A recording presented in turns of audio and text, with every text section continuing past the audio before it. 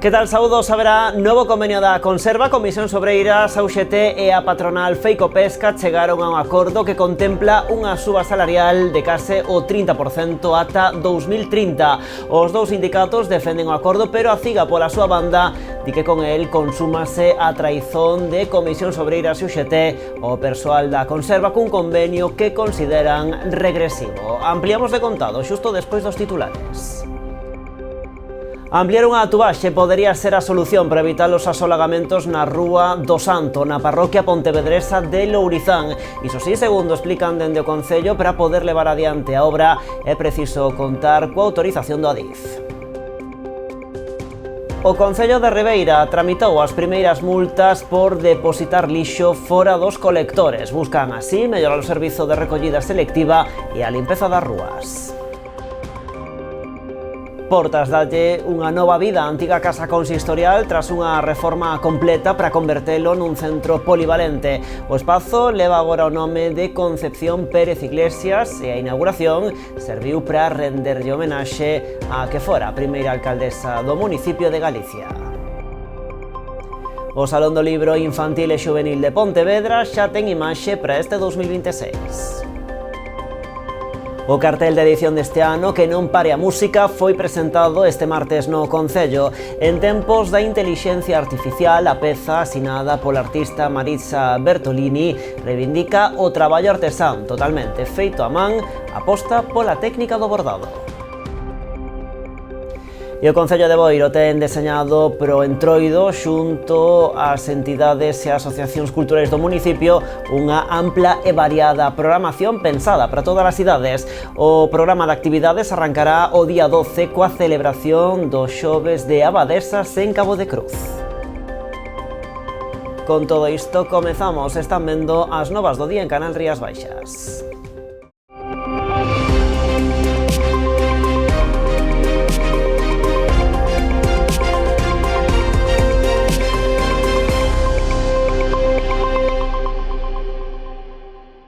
Hai acordo pro convenio da Conserva, Comisión Sobreiras e UGT apoian o texto que estaba sobre a mesa. Os sindicatos chegaron a entendemento coa patronal Feicopesca, poñendo así fin a un conflicto marcado polos bloqueos das negociacións e a ruptura en dous da representación dos traballadores. O convenio fixa unha suba salarial de case o 13% ata 2030, arrancando cun 2,9% para 2025 e un 2,5% para este ano e o que ven. Se a inflación sobe máis, aplicarase a revalorización sen topes cun incremento do 1,5% adicional. Comisión Sobreiras e a UGT defenden que o acordo garante aumentos salariais significativos e que se aumentan especialmente os salarios das mulleres do grupo 5 de produción, logrando a equiparación co grupo 6. A CIGA, pola súa banda, di que con este acordo consúmase a traizón de Comisión Sobreiras e UGT o persoal da Conserva cun convenio que consideran regresivo. Falan dunha... A Confederación Española da Policía faise eco do último episodio violento acontecido en Ribeira, no que 4 axentes resultaron feridos. Porán á disposición dos policías agredidos os seus servizos xurídicos para que o autor dos feitos pague con pena de prisión e as vítimas sexan indemnizadas. O sindicato denuncia a inacción dos Ministerios de Interior e de Xustiza pola escasa dotación de persoal nas comisarías galegas para facer fronte á crecente violencia dos delincuentes e a incuestionable perda de respecto aos axentes da autoridade.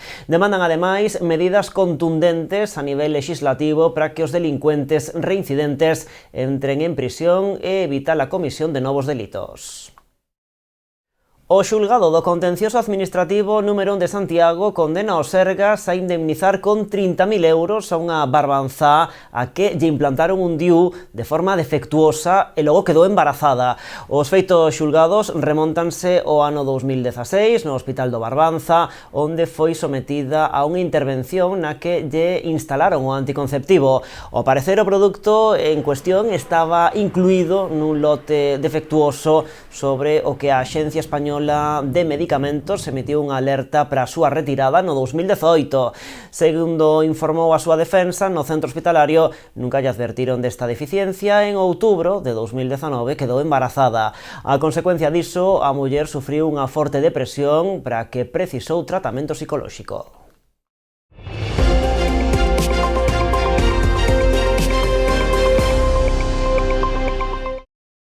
Ampliar unha tubaxe podería ser a solución para evitar os asolagamentos na Rúa do Santo, na parroquia pontevedresa de Lourizán. Este é un dos puntos que máis está a sufrir no concello coas intensas precipitacións das últimas semanas. Iso sí, segundo explican dende o goberno local, para poder levar adiante esta obra sería preciso contar cunha autorización do Adif. Mudar a actual tubaxe de 800 milímetros de diámetro por outra de 1200 podería ser, segundo explican dende o Concello de Pontevedra, a solución ás inundacións que padecen os veciños da Rúa do Santo, en Lourizán. E cambiálo por outro con capacidade de facelo ben.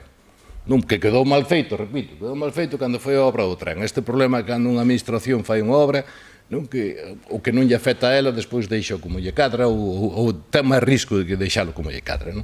O Concello levaría adiante esta obra que suporía un custo aproximado duns 200.000 euros. A actuación, polo tanto, asumible, pero que se atopa cunha pedra no camiño. É necesario o permiso de Adif, que nesta zona ten proxectada unha intervención para suprimir os pasos a nivel dos Praceres, que se substituirían con 2 túneles debaixo da vía do tren. O proxecto adxudicouse hai 3 anos, pero non parece que vai a executar precisamente polo risco de inundacións. Dúas obras que se pega, unha que está axudicada, como sabedes, ese paso está axudicado, posiblemente non se faga, ou se faga, pero está axudicado cando non nos podemos meter nese ámbito. Afortunadamente, o problema ten unha solución, polo menos polo que as contas que nos dan, relativamente fácil. Habría que pedirlle permiso á Xunta, pero bueno, non creo que houbera especial problema pola estrada de arriba, e vamos a intentar falar con Adif, a ver que previsións ten. Ante esta situación, o Concello contactará con Adif para solicitar este permiso e levar adiante a actuación. Mentres, asegura que os traballos se centran no mantemento desta canalización. Creo que a última vez que foron foi hai 15 días. Sí que hai, nós o que estamos facendo sostimento, o sea, van, abren, miran que se encheu a arqueta, vacíana, pero unha riada gorda trae a tira de restos e se cadra ás 2 horas xa está outra vez atascado e cando ven unha riada non podes estar vaciando, o sea, sí que está facendo, que é o que estamos facendo, porque mentras tanto non podemos atacar ou non. Mosquera asegurou tamén que a situación empeorou nos últimos anos, principalmente tras a construción da variante de Marín, que comezou a funcionar no ano 2012. E a dragaxe do Lérez encara por fin a fase final da súa tramitación. A intención da Xunta é licitar este ano o proxecto para que os traballos poidan estar en marcha como tarde no 2027. Hoxe, a conselleira do Mar mantivo un encontro en Pontevedra coas confrarías da Ría para trasladarlles os detalles desta actuación. As obras suporán un investimento de 11,9 millóns de euros. A dragaxe do Lérez avanza na súa tramitación. A conselleira do Mar mantivo esta mañá un encontro coas confrarías da Ría de Pontevedra. O proxecto de dragaxe iniciou hoxe a súa fase de información pública. Prolongarase durante 30 días nos que se poderán presentar alegacións. Dese proxecto básico, desa estudio de impacto ambiental, que estará aberto ese proceso 30 días para presentar alegacións. E tamén, durante estes 30 días, iniciaremos a petición de informes sectoriais, sobre todo informes ás administracións implicadas, tanto nacionais como autonómicas ou administracións locais, para ter eses informes preceptivos e poder avanzar nesa tramitación. Segundo o calendario que manexa a Xunta, a intención é licitar a obra neste 2026 para que os traballos poidan comezar no 2027. O prazo de execución é de 10 meses e o orzamento de 11,9 millóns de euros. Se agora van a remexer o río que necesitamos que se drague porque está volcando moita máis agua dulce dentro dos propios bancos marisqueiros, é perjudicial. Pero, bueno, eu sempre dixen, é algo moi necesario, pero ao mesmo tempo teño que facelo con moitísima cautela. As escorrentías son máis grandes, os lodos son máis grandes. Pero antes de comezar as obras, a Xunta traballará da man das confrarías para preparar os bancos marisqueiros da Ría. É unha das prioridades que se marca o Departamento Autonómico, segundo trasladou hoxe a conselleira do Mar ao sector. Previamente á realización da obra retirarase os que teñan talla comercial venderánse, os que non teñan talla comercial faránse un traslado a outros bancos marisqueiros para que poidan recuperarse, e esperamos que durante a duración da obra, evidentemente aí non se vai a poder traballar. O noso banco marisqueiro é grande, se empezamos na entrada ou por Pontevedra, o que chamamos a zona máis hacia Pontevedra, hai algo aí, temos que trasladalo, pois trasladaremos por outro punto do mesmo banco marisqueiro, non a outro banco marisqueiro. A dragaxe desenvolverase ao longo de 4,5 kilómetros e permitirá retirar máis de 500.000 metros cúbicos de áridos. Precisamente o seu tratamento foi un dos puntos que xerou máis polémica ao redor do proxecto. Son áridos de categoría A, son os máis favorables. Ese punto de verquido, punto B, é un punto bastante máis alonxado do E8 que o habitual na ría da Arousa. Ese punto está entre 105 e 110 metros de profundidade. É un punto indicado por un organismo técnico que indica que non hai impacto ambiental e non hai ese tipo de acción, o sea, de consecuencias. Segundo o proxecto actual, os traballos comezarán na desembocadura do Lérez e irán avanzando ata o Club Naval. E habíamos en titulares, o Concello de Ribeira tramitou as primeiras multas por depositar lixo fora dos colectores. Buscan así mellorar o servizo de recollida selectiva e a limpeza das rúas. Evitar os vertedoiros incontrolados e favorecer a limpeza das rúas e espazos públicos. Estes son os obxectivos da campaña de control que vende poñer en marcha o Concello de Ribeira para involucrar a cidadanía na mellora do depósito do lixo nos contedores. Efectivamente, eu creo que este é un traballo no que temos que involucrarnos todos. Sabemos que está vendo tamén incidentes puntuais en algúns puntos da localidade onde aparecen con certa asiduidade restos de lixo na rúa, bolsas fora dos contenedores, que en moitos casos poden ser produto de que haxa un rebose.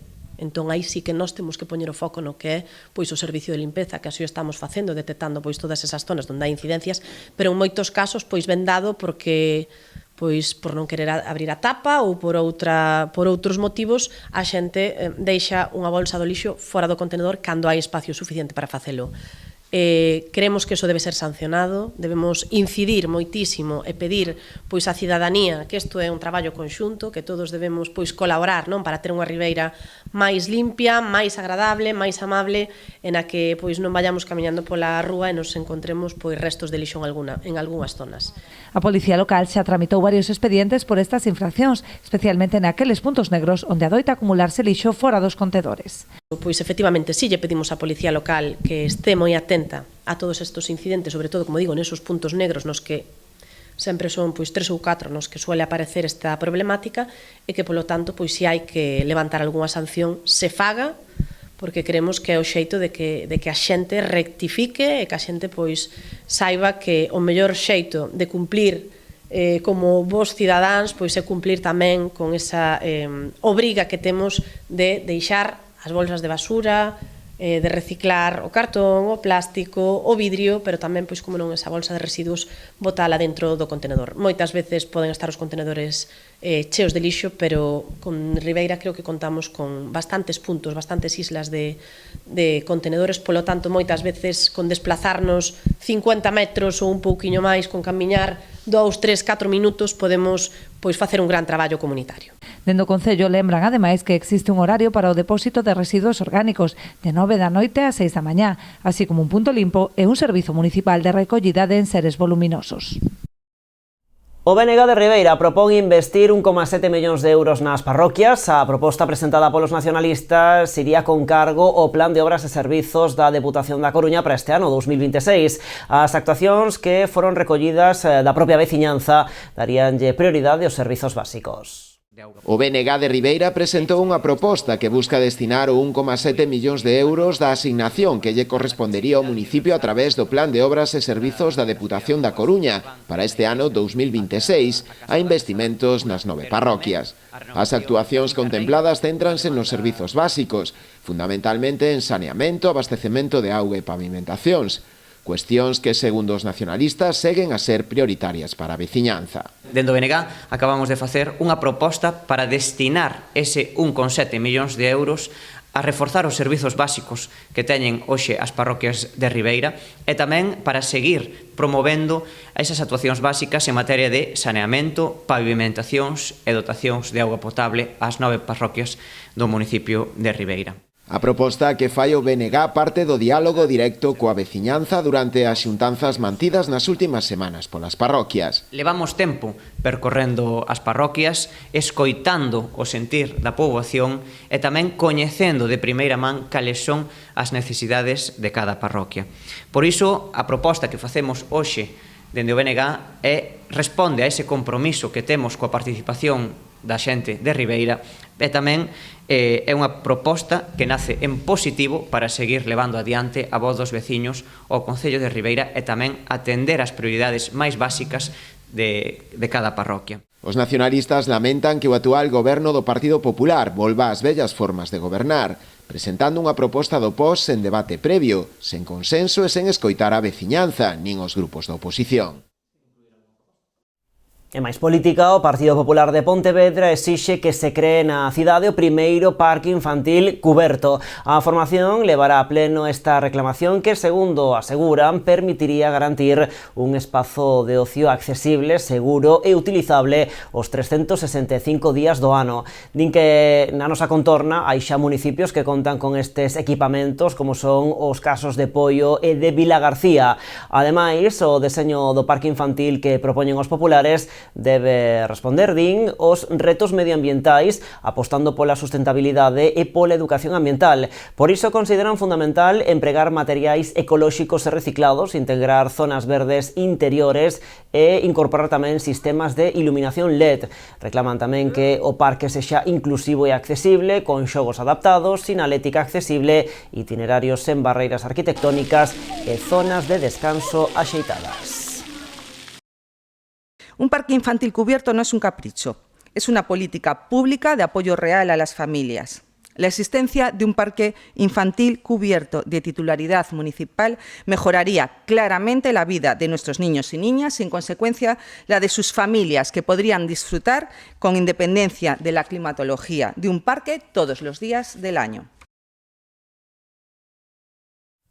E logo da publicidade coñecemos o cartel deste ano para o Salón do Libro Infantil e Xuvenil de Pontevedra, máis creatividade e menos intelixencia artificial.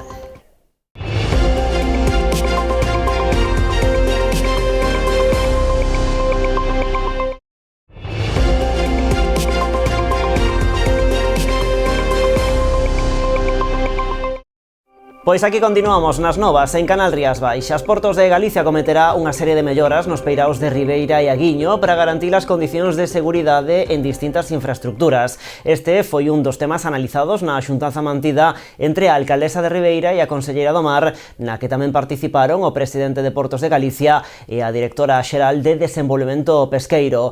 Analizaron tamén novas liñas de colaboración en materia formativa. A curto prazo está prevista a organización de cursos para redeiras co obxectivo de contribuir á profesionalización deste sector e garantir a remuda xeracional. Tamén están en marcha outros proxectos para a conservación e difusión do patrimonio marítimo local como elemento de identidade cultural do municipio. Máis cousas, comezan as obras de mellora da mobilidade peonil na estrada de Baión, en Vilanova. A Deputación vai investir neste proxecto 900.000 euros. Os traballos realizaránse entre os puntos kilométricos 0 e 0560 desta estrada provincial que une Baión con András. Unha actuación que contempla a execución dunha senda peonil en formigón coloreado na marxa esquerda da vía ao longo dos seus primeiros 500 metros. Tamén se creará unha zona de convivencia nos últimos 60 metros e mellorarase a recollida de pluviais. Ademais, a obra contempla a renovación do firme e a realización dunha correctica sinalización horizontal e vertical. Ademais, esta mellora da estrada de Baión completarase con outra actuación anunciada a semana pasada pola Deputación que, por valor de 1,3 millóns de euros, mellorará a seguridade nun tramo doutros 400 metros desta vía provincial e de máis de 2,5 km da EP 9703 entre Vilanova e Ponte Arnelas. Este martes supervisaban o arranque destas actuacións en Baión o deputado Javier Tourís e o alcalde Gonzalo Durán. Estamos encantados que unha obra tan necesaria pois veña e que empece xa, levou o seu tempo, o tema de expropiacións, o todo o trámite administrativo, e bueno, este ano tamén vamos nesta mesma carretera pois facer outro tramo máis para baixo, e bueno, pois seguimos completando a red viaria do Concello de Vilanova nas estradas da Diputación de Pontevedra. De justicia es, y quiero agradecer al presidente de Diputación, a Javier como diputado de la sensibilidad, de haber podido retomar esta obra, sobre todo en esta primera fase, que es importante. ¿Y por qué empezamos por aquí y por qué es tan importante? Pues muy sencillo, porque une la General, o sea, donde está la farmacia, con el centro de salud y con el colegio. Portas dalle unha nova vida á súa antiga casa consistorial. O edificio acaba de ser remodelado, mellorando as súas prestacións para destinalo a usos veciñais. O espazo leva agora o nome de Concepción Pérez Iglesias. A inauguración serviu tamén para renderlle homenaxe a que foi a primeira alcaldesa de Portas e de Galicia. Esta é a nova imaxe que ofrece a antiga casa consistorial de Portas. O inmoble foi obxecto dunha fonda reforma para darlle unha segunda vida, convertendo nun lugar máis funcional pro uso veciñal. Na reforma investíronse 231.000 euros, financiado ao 100% pola Deputación de Pontevedra. É moi gratificante para un servidor público estes proxectos que os ves no papel e logo son unha realidade. Unha realidade que ven a pôr de manifesto o moito traballo que hai detrás, as boas ideas que están en torno a isto e chegados a este punto o momento que se abre para que todos poidades disfrutar. A intervención centrouse na rehabilitación deste antigo inmoble para convertelo nun edificio eficiente no ámbito enerxético, cunha nova cuberta, novas portas e ventás e con calefacción e ventilación para afrontar as temperaturas baixas ou altas. Aquí tuvo que haber moitos quebradeiros de cabeza. Moitos quebradeiros de cabeza. E que lle darades solución, pois, como presidente da Diputación, é algo que vos agradezco, porque son das cousas que axudan a construir provincia. Logo, agradecemento públicamente ao alcalde e ao seu equipo. Captar, conseguir fondos para pôr en valor edificios de titularidade municipal é un traballo arduo e difícil, pero eles o consiguen. Coa inauguración da antiga casa consistorial de Portas, rendeuse homenaxe a unha figura histórica pro Concello e o municipalismo de Galicia. O inmoble leva agora o nome de Concepción Pérez Iglesias, coñecida como Dona Concha, a primeira alcaldesa da historia de Portas e de Galicia. Temos que poñer en valor o que fixo esta muller na época que foi alcaldesa. Hai que pensar que naquela época a muller non tiña dereito ao voto. O sea, hai que poñerse naquela época. Unha mestra que veu de Santiago para Lantaño a dar clases e que se convirteu en alcaldesa todos esos anos. Entonces, é a primeira alcaldesa de Galicia, dicen que de España algúns, pero bueno, se non é das primeiras de España. E creo que hoxe, aparte de renovar este edificio, poñendo o nombre a este edificio dela, facemos un reconocimiento á labor da muller en xeral. Logo desta reforma, o edificio converterase nun centro polivalente que acollerá actividades sociais, culturais e comunitarias. O Concello de Poio recibiu este martes o recoñecemento da Fundación Ecopilas tras ser un dos 3 municipios de toda España que máis pilas reciclaron durante as etapas da Vuelta a través da campaña Reciclar ten premio seguro. No municipio recolleronse 180 kilos de pilas durante a saída da proba ciclista dende Combarro, acadando así o terceiro posto a nivel estatal nesta iniciativa. Un dato apuntan dende o goberno local que reforza o compromiso do Concello coa sustentabilidade e a protección ao medio ambiente. Durante o acto de recoñecemento, a Fundación Ecopilas fixo entrego ao Concello dunha placa conmemorativa. Anunciaron ademais o reforzo da rede de recollida de pilas no municipio coa instalación de novos contedores en dependencias municipais e establecementos comerciais. Poio ha sido uno de los municipios que más ha contribuido a ese volumen total de pilas y por eso pues, estamos aquí hoy a traer un pequeño reconocimiento, un sencillo reconocimiento de agradecimiento por ese apoyo y por haber logrado concienciar en alguna medida y generar el hábito del tratamiento de las pilas. Estamos muy contentos de que nosotros como concello también participemos en esta campaña de recogida de pilas y estamos dispuestos a seguir colaborando con Ecopilas y seguir recogiendo pilas por todo lo que es el concello. Pondremos en su momento en diferentes puntos con unos depósitos o cajas que nos facilitará esta empresa. E o Goberno local de Noia aprobaba no último pleno a ordenanza reguladora do Plan Noia Concilia, dando un paso decisivo para garantir a conciliación das familias do municipio. A nova ordenanza ten como obxectivo blindar e garantir a existencia de servizos de conciliación durante todos os días non lectivos que non sexan festivos. Dende o Goberno noiés destacan que con este plan Noia aposta por un modelo que combina as necesidades das familias coa posta en marcha de actividades atractivas, educativas e lúdicas nas que os rapaces poidan desfrutar, aprender e convivir. Con esta ordenanza, o Goberno municipal reafirma o seu compromiso cunha conciliación real, planificada e de calidade, situando as crianzas no centro das políticas públicas e convertendo a Noia nun concello que ofrece seguridade e estabilidade ás familias.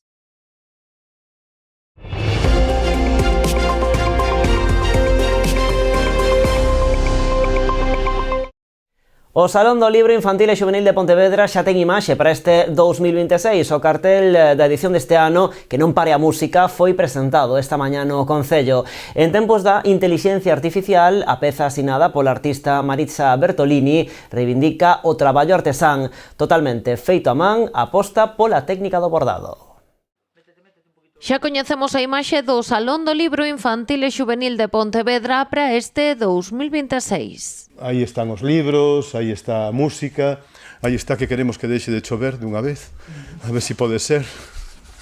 Están todas as actividades do salón, está o feminismo, todo o que o salón aparece recollido no cartaz. A peza está asinada pola artista Maritza Bertolini, mexicana afincada en Pontevedra dende hai 6 anos. Que é unha pontevedresa que naceu algo lonxe de aquí, naceu en México e representa esa Pontevedra que tanto nos gusta, que inclúe, que acolle, que lle gusta que os seus veciños tamén veñan de outros países. Bertolini representa no seu deseño todos os elementos do salón deste ano, que leva por título Que non pare a música.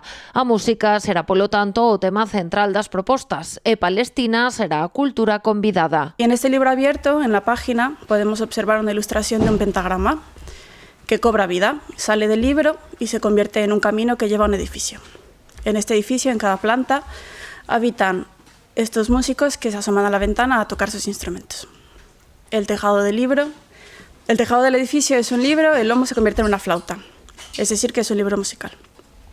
Entonces lo que realmente estamos viendo es cómo la literatura nos lleva a este mundo de fantasía que se transmite a la realidad. O cartel é en si mesmo unha reivindicación. Bertolini emprega o bordado para dar forma ás imaxes, apostando polo traballo artesán e 100% feito a man. Está bordado que lleva muchísimas horas, lleva más de 40 horas bordadas, donde el hilo y la aguja han entrado y salido por la tela más de 1000 veces y se han usado más de 100 metros de hilo.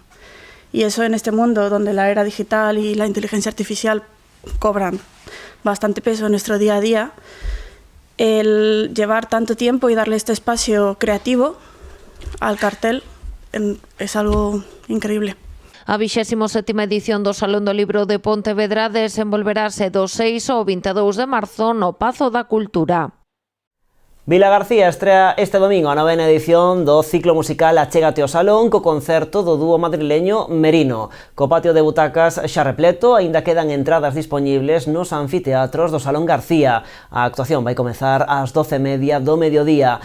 O prazo para adquirir os abonos para asistir aos tres espectáculos deste ciclo xa rematou. Quedan á venda entradas individuais para cada unha das actuacións. O billete xeral para público adulto custa 12 euros e para menores de 16 e persoas desempregadas 6. O ciclo dos concertos matutinos organizado polo Concello vai continuar coa actuación de Repion o 29 de marzo e pecharase o 26 de abril coa actuación de Gala e Ovidio, o novo proxecto da tanxugueira Aida Tarrío xunto con Raúl Refri. Os ribeirenses que desexen celebrar o 14 de febreiro, no que este ano conflúe o Día dos Namorados co sábado de Entroido, disporán dunha oferta lúdica diferente. Haberá unha sesión de DJ no Malecón, no que tamén se instalará un fotocall en forma de corazón, escenario do concurso de fotografía que impulsa o Concello con motivo desta data. Coinciden esas dúas datas, conflúe o que é o sábado de Entroido coa data de San Valentín, e para celebralo, pois, aparte de que todo o mundo se disfrace, como non, e disfrute do Entroido, pois tamén hai que poñer un pouco o foco nesa data que tanto amor desprende, non? Polo tanto, imos poñer unha carpa que vai a estar situada no Malecón. Ese sábado, pois, teremos unha sesión de música a cargo de DJs que vai a poñer, pois, Disco Planet Móvil, e que ademais pois vamos a decorar e vamos a ambientar pois nese entorno, non? do que é a festividade de San Valentín, e polo tanto pois se repartirán piruletas, globos en forma de corazón, como o día ben manda, e ademais pois haberá un fotocall tamén que iluminará pois ese símbolo do amor, e que no que todos aqueles que se queiran fotografiar pois poderán participar enviando esa foto ás redes sociais do Concello, tamén por correo electrónico. Os participantes deberán compartir en redes unha foto no corazón entre o 14 e o 18 de febreiro, etiquetando a conta do Concello Ribeira e co cancelo Namorados Ribeira. Unha vez realizada a publicación, deberán enviar unha captura de pantalla ao correo culturaefestexos@ribeira.gal. O sorteo terá lugar o venres 23 de febreiro e os autores das publicacións premiadas poderán gozar dunha estancia dunha noite nunha casa de turismo rural con almorzo para 2 persoas. Falamos agora do Entroido. O Concello de Boiro ten deseñada para estas datas, xunto a entidades e asociacións culturais do municipio, unha ampla e variada programación pensada para todas as idades. O programa de actividades arrancará o día 12 coa celebración dos xoves de Abadesas en Cabo de Cruz, que terá continuidade o venres en Boiro. O sábado 14, na Boliña, a partir das 7 da tarde, celebrarase a tradicional festa da Orella, para continuar máis tarde na Praza de Galicia coa festa de Entroido organizada pola Asociación Cultural Peñas Boiro. O domingo 15 será o día dos máis pequenos co desfile infantil, que partirá ás 5 da tarde dende a Praza da Mancomunidade ata chegar á Praza de Galicia, onde terá lugar a festa infantil con hinchables e música a cargo de DJ Matrek. A programación de Entroido en Boiro seguirá o martes de Entroido co tradicional concurso e desfile de disfraces na Praza de Galicia e, como é costume, os diferentes enterros das parroquias, o Felipiño en Escarabote, o Farruco en Cabo de Cruz, a Cunca en Praia Xardín e o Oso en Abanqueiro, porán o peche definitivo ás actividades do Entroido en Boiro a fin de semana do 21 e 22 deste mes de febreiro. E así rematamos. A actualidade continúa en canalriasbaixas.com e tamén nas nosas redes sociais. De contado o programa de entrevistas Falemos. Graciñas como sempre por estaren aí. Adeus.